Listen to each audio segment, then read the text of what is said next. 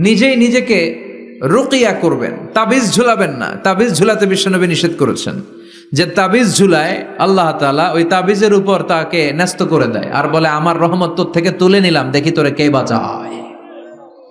এজন্য আজ থেকে তাবিজ যা আছে ছিঁড়ে ফেলবেন। আল্লাহ সহি সমঝ দান করো। তো তাবিজ যারা পড়েন ছিঁড়ে ফেলবেন আজকে। রাজি আছেন তো? ছিঁড়ে কি করবেন? সূরা ফাতিহা পড়বেন, পড়ে ঝাড়ফুঁক চলবে আজকে থেকে। ঝাড়ফুঁক করা সুন্নাহ। আর তাবিজ দেয়া হচ্ছে বিদআহ, যেটা বিশ্বনবী শেখায় নাই, সাহাবারা শিখায় নাই, ওইটাতে আমরা যাব না। ঝাড়ফুঁক করবেন। আয়াতুল কুরসি পড়লে জিনভূত আসতে পারে? কথা বলেন। সূরা ফাতিহা পড়লে আর অসুস্থতা থাকতে পারে? বিশ্বনবীর সাহাবারা একবার সফরে বেরোলেন। সফরে বেরিয়ে হঠাৎ দেখলেন মরুভূমির মাঝখানে কিছু লোক জটলা পাকিয়ে রেখেছে, একটা লোক শুয়ে আছে। আবু সাঈদ আল খুদরি ছিলেন ওই সফরের লিডার। বললেন কি হয়েছে? তারা বলল আমাদের নেতাকে সাপে কামড় দিয়েছে, আরেক বর্ণনায় বিচ্ছু কামড় দিয়েছে, বিষের ব্যথায় আমাদের নেতা মারা যাবে। তারা নানা ধরনের বৈদ্যরাজ কবিরাজদেরকে এনে মন্ত্র পড়াচ্ছিল, সবাই মন্ত্র পড়ছিল, ছু মন্তর ছু কালিকুত্তার ঘু। ছোট বাচ্চারা পড়ে, বুঝানোর জন্য বললাম, তারা হয়তো অন্য কিছু পড়ছিল। তো এই যে এগুলো পড়ে ফু দিলে কি ভালো হয়? কথা কন, আরো রোগ বাড়ে, ঠিক কিনা? বাচ্চার হাতে 2টা, গলায় 3টা, কোমরে 4টা, এগুলোর ওজনেই তো বাচ্চা অসুস্থ হয়ে যাবে। কথা বুঝতে পেরেছেন? আবার কোমরে লাগায়, এটারে কি বলে? কাইতন। কি কয়? তাগা। চাচাই বলতেছে তাগা। তাগা টাগা লাগাবেন না। সূরা ফাতিহা পড়ে আজকে থেকে ফু দিতে হবে।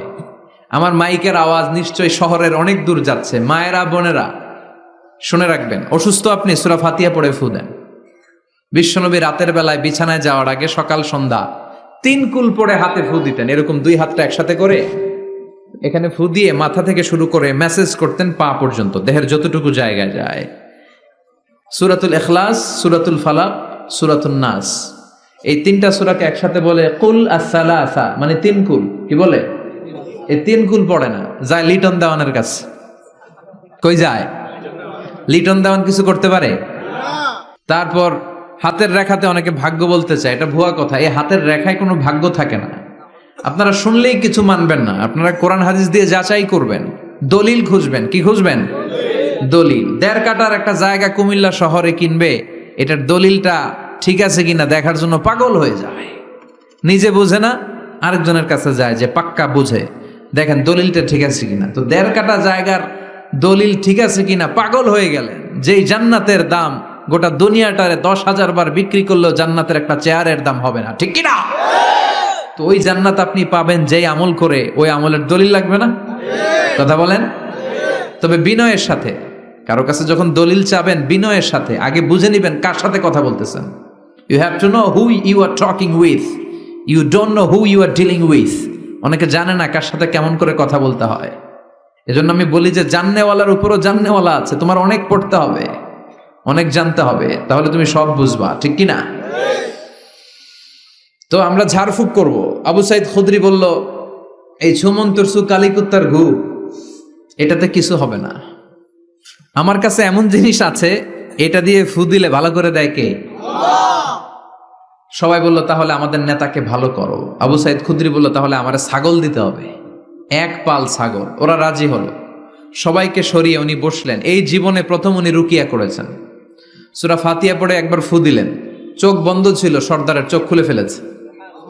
আবার ফু দিলেন, এবার বসে গেছে, আবার ফু, হাঁটতে শুরু করছে, পুরা সুস্থ। সুবহানাল্লাহ পড়েন। 1 পাল ছাগল পেলেন, পথিমধ্যে একটা ছাগল জবাই করেও খেলেন।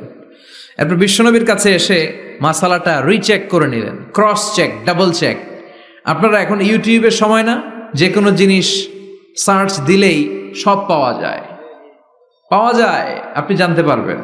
তো একটা বিষয়ের উপর অনেকগুলো আলেমের বক্তব্য শুনবেন, ফলে ওভারঅল একটা ধারণা আপনি পেয়ে যাবেন। বুঝতে পেরেছেন? বিতিরের সালাত কয় রাকাত, অনেক মন্তব্য আছে, অনেক মতামত আছে। আপনি 5 জন স্কলারের কথা শুনেন, মোটামুটি একটা আন্দাজ পেয়ে যাবেন যে এটাই হয়তো হকের কাছাকাছি। গোড়ামি করা যাবে? ইসলামে গোড়ামি নাই।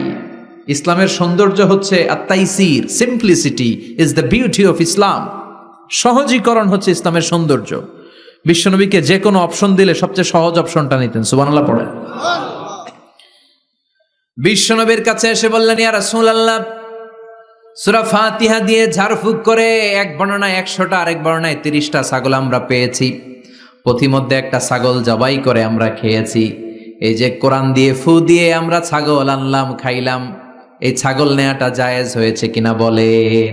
মাসালা ক্রস চেক করতে আসছে, ডবল চেক, দেখে বিশ্বনবী কি বলে। বিশ্বনবী বলেন জায়েজ হয়েছে মানে কোরআনের দাম বাড়ায় দিয়ে আসছিস বেটা। আল্লাহু আকবার। কোরআনের দাম তোমরা বাড়িয়ে দিয়ে এসেছো। 30টা বা 100টা ছাগল যাই পাইছো তোমরা, ভাগ বটোয়ারার পরে 2-1টা থাকলে আমারও দিও। তো এটাকে বলে সূরাতুশ শিফা। কোরআনের ভেতরে শিফা দিয়েছে কে? ওয়া নুনাজ্জিলু মিনাল কুরআনি মা হুয়া শিফাউন ওয়া রাহমাতুল লিল মুমিনিন ওয়া লা ইয়াজিদুল যালিমিনা ইল্লা খাসারা। এই কোরআনের মধ্যে আমি শিফা দিয়েছি, রহমত দিয়েছি, বরকত দিয়েছি। মুমিনদের জন্য কোরআনকে শিফা বানিয়েছে কে? সূরাতুশ শিফা মনে থাকবে? এই যে পীর সাহেব হুজুরের কাছে যে আসেন ফু দেওয়ার জন্য, যে হুজুর ফু দেন, হুজুর কি পড়ে ফু দেয় জানেন? আজকে গোমর ফাঁস করে দিয়ে যায় হুজুরের, সূরাতুল ফাতিহা পড়ে ফু দেয়। হুজুরের কাছেও আইসেন, আপনারাও ফু দিয়েন, নিজেরাও দিবেন। সবসময় যে হুজুরের কাছ থেকে নিতে হবে তা না, আব্বা আম্মার কাছ থেকে নিবেন। 2 গ্লাসে পানি, পৃথিবীর সবগুলা পীর সাহেবরে বললাম হুজুর এই গ্লাসে একটু ফু দেন, হুজুর আমার ফু দিয়ে দিল। আমার আব্বা উনি আরেক গ্লাসের পানির মধ্যে ফু দিয়ে দিল। মুহূর্তের মধ্যে আমার আব্বার ফুটা কাজে লেগে যাবে। গোটা পৃথিবীর পীর সাহেব একদিকে, বাবা মার দোয়া আর ফু আরেক দিকে, ঠিক কি না? তো এই জন্য সূরাতুল ফাতিহার এক নাম হচ্ছে সূরাতুশ শিফা। কি নাম? সূরাতুশ শিফা। আবার এই সূরার আরেক নাম হচ্ছে সাবউল মাসানি, নিত্য পাঠনীয় সপ্তবাক্য। নিত্য পাঠনীয় সপ্তবাক্য, যেই সূরাটা প্রতিদিন পড়া হয়। রব্বুল আলামিন বলেন, ওয়ালাকাদ আতাইনাকা সাবআম মিনাল মাসানি ওয়াল কুরআনাল আযীম। ও নবী, আমি আপনাকে নিত্য পাঠনীয় 7টা বাক্য দান করেছি, সাথে সাথে কোরআনে আজিম দান করেছি। সুবহানাল্লাহ। নিত্য পাঠনীয় 7টা বাক্য, এমন 7টা বাক্য এই সূরাতুল ফাতিহা, যে 7টা বাক্য সব সময় পড়তে হয়। যারা প্রতিদিন নামাজ পড়ে, শুধু ফরজ নামাজ পড়ে, তার 17 বার পড়তে হয় এই সূরাটা। সুবহানাল্লাহ মাহফিলের পরে। আর যারা সুন্নাত সহ পড়ে তাদের প্রতিদিন 32 বার এই সূরাটা পড়তে হয়। তাহলে যেই লোকটার বয়স হয়েছে 50 বছর, সে যদি নামাজি হয়ে থাকে, একটু হিসাব করেন লোকটার বয়স কত? 50। আর লোকটা নামাজি না বেনামাজি? নামাজি। নামাজি লোক বয়স 50 বছর, তাহলে এই 50 বছরে সে যে কত লক্ষবার সূরা ফাতিহা পড়ছে ও নিজে জানে? সুবহানাল্লাহ কই? আল্লাহু আকবার। এমন সূরা যেটা প্রতিদিন পড়তে হয়। আবার বিশ্বনবী বললেন, লা তুহসা আজাইবুহু ওয়ালা তাবলা গরাইবুহু ফিহি মাসাবিহুল হুদা ওয়া মানারুল হিকমা। কোরআন এমন কিতাব, সূরাতুল ফাতিহা এমন সূরা, এই সূরার আশ্চর্যান্বিতার কোনো শেষ নাই। এই সূরা কোনোদিন পুরান হয় না। যাদের 80 বছর বয়স, কত কোটিবার আপনি সূরা ফাতিহা পড়ছেন? বুকে হাত দিয়ে বলেন তো, কখনো কি আপনার মনে হয়েছে যে প্রত্যেক দিন নামাজটা শুরু করলে এই সূরাটা দিয়ে শুরু করতে হয়? কত কোটিবার বললাম, আর ভাল লাগে না, পুরান পুরান লাগে। বুকে হাত দিয়ে বলেন, দাঁড়ান একজন, যে হুজুর আমার কাছে আর ভাল লাগে না, সূরাতুল ফাতিহা পড়তে পড়তে এটা পুরান লাগে, কালকে থেকে কুলহুল্লাহ দিয়ে শুরু করো। এরকম ডাকাইতে আছে কেউ? নাই। কারণ কোরআন কখনো পুরান হয় না, যতই পড়ি ততই নতুন। চিল্লায় পড়েন আল্লাহু আকবার।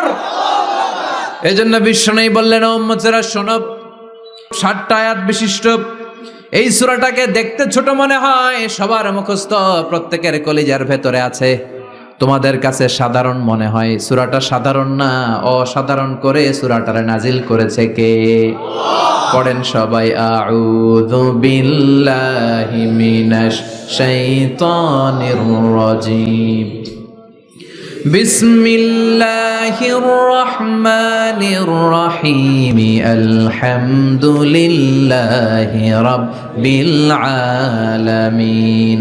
আর রহমানির রহিম মালিকি ইয়াউমিদ্দিন ইয়্যাকা না'বুদু ওয়া ইয়্যাকা নাস্তাঈন اهدنا الصراط المستقيم صراط الذين أنعمت عليهم غير المغضوب عليهم ولا الضالين চিল্লায়ে পড়েন আমিন আর জোরে আমিন বিশ্বনবী ফজরের সালাতের পরে মাগরিবের সালাতের পরে ওয়া ইনদামা ইয়াযহাব ইলা ফিরাশি আর যখন ঘুমোতে বিছানায় যেতেন তিনি তিনটি সূরা পড়ে হাতের মধ্যে হাত দুটোকে এইভাবে করে হাতের মধ্যে তিনি ফু দিতেন। তিনটি সূরার প্রথমটি হচ্ছে সূরাতুল ইখলাস, যেই সূরার তাফসীর করতে আজকে আমরা বসেছি। সুবহানাল্লাহ পড়েন। সূরাতুল ইখলাস, সূরাতুল ফালাক, সূরাতু আন-নাস।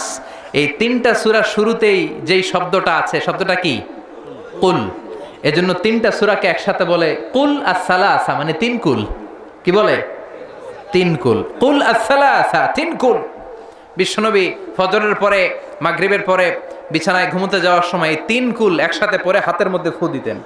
ফু দিয়ে মাথা থেকে পা পর্যন্ত ওই ফু দেওয়া হাতটা সারা শরীরে মেসেজ করে দিতেন। পড়েন সুবহানাল্লাহ।